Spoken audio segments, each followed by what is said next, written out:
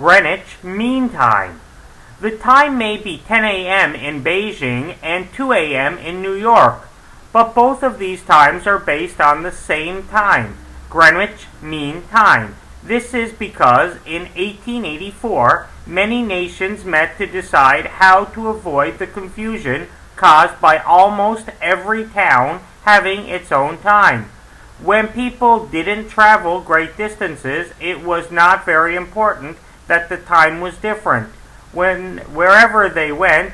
However, as soon as there were railways and communication networks, it became necessary to have a system of telling time that would make railway timetables possible.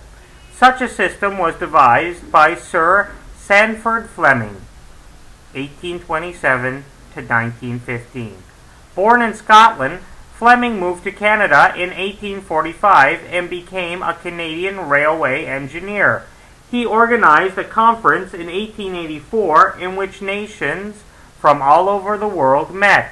Fleming suggested that there should be 24 meridian lines of longitude dividing the world into 24 time zones.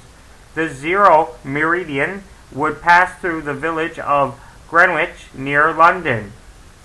The time in Greenwich would be called Greenwich Mean Time at a time of the 24 meridian lines. The time would go forwards or backwards by 1 hour.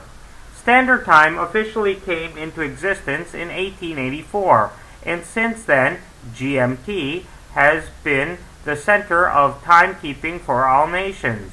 Most nations have only one time zone, even though their borders may extend over 2 or more meridians. However, large nations such as China, the US, and Australia are divided into several time zones.